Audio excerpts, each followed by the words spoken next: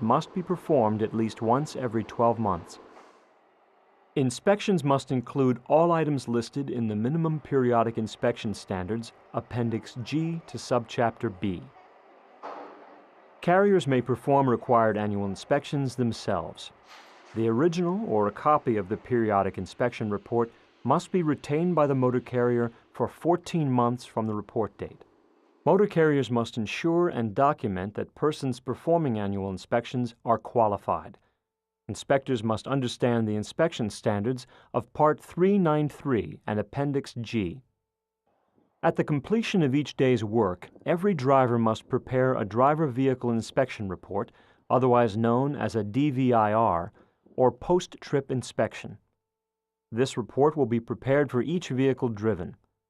This report must cover at least the following parts and accessories: service brakes, including trailer brake connections, parking handbrake, steering mechanism, lighting devices and reflectors, tires, horn, windshield wipers, rear view mirrors, coupling devices, wheels and rims, emergency equipment. Carriers must keep the original post-trip inspection report and the certification of repairs for at least 3 months from the date of preparation. Before driving the vehicle again, the driver should review the previous day's DVIR and be satisfied that the vehicle is in safe operating condition. This process ensures that defects and deficiencies are corrected.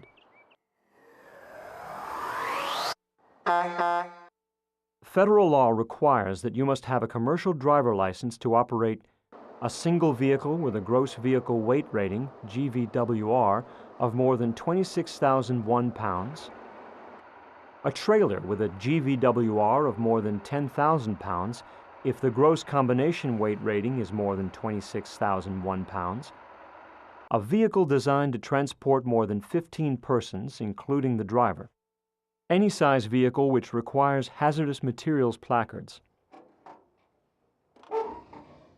Carriers must ensure that their CDL drivers have a current operating license that is properly classed and endorsed.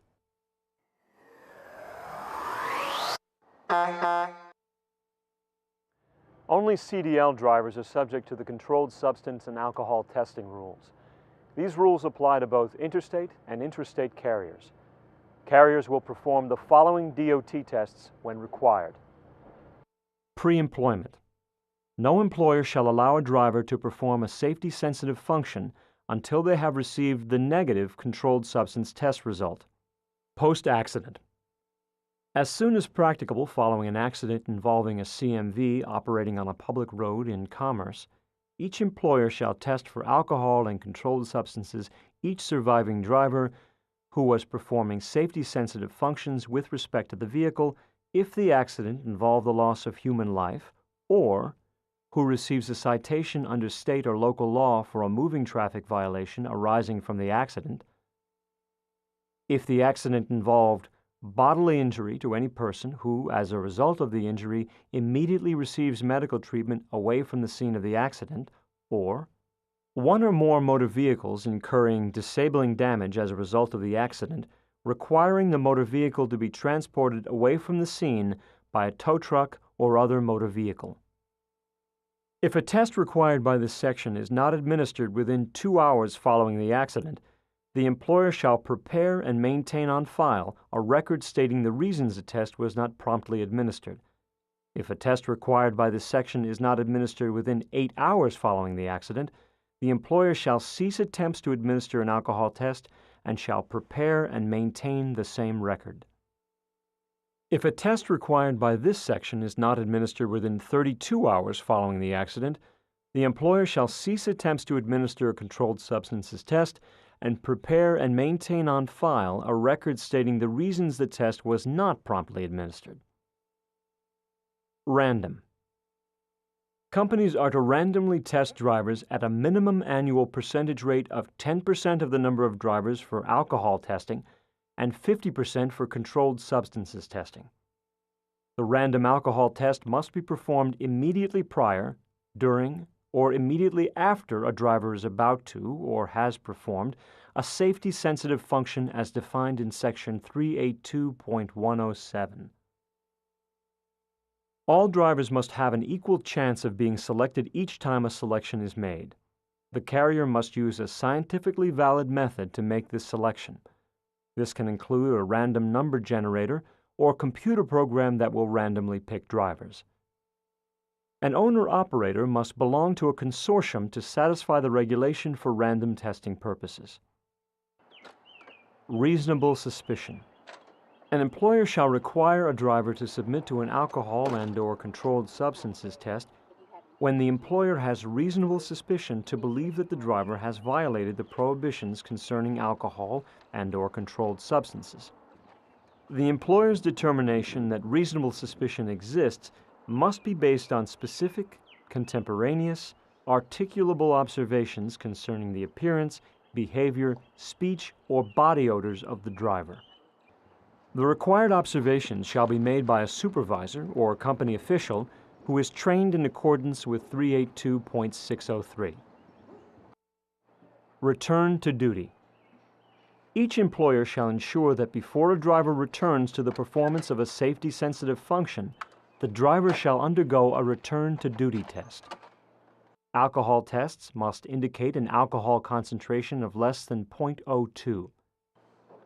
The return to duty controlled substances test must indicate a verified negative result for controlled substances use. If a currently employed driver tests positive for a controlled substance or alcohol, you should immediately have that driver cease driving. Joe, this is Matt from the safety department. Listen, I have your drug test results back from your random drug test. They came back positive. What I'd like you to do is stay at the location where you are, there at that truck stop. In 3 to 4 hours, I'll have a relief driver to you. Let him take the load forward, and I'll have somebody bring you back to the office. Do you understand me? That driver cannot drive again until he has seen a substance abuse professional and you have received a negative return to duty test. Your own company policy will dictate whether or not you retain this driver's services. Follow-up. The substance abuse professional will establish a follow-up testing plan. The employer must ensure that the follow-up testing plan is carried out. A minimum of 6 tests must be conducted in the first 12 months, and the driver may be subject to this test for a maximum of 60 months. At the conclusion of the audit, the auditor will print out a copy of the audit and review the results with you. The audit is a pass or fail inspection stating whether or not you have the adequate basic safety management controls in place. The audit strictly pass or fail. The audit is based on 6 areas: general, driver, operations, maintenance, hazardous materials, and accidents. Failure in 3 or more of these areas may result in overall failure of the audit. Based on my findings, I have a few areas needing some improvement, but nothing that's going to cause you to fail the audit.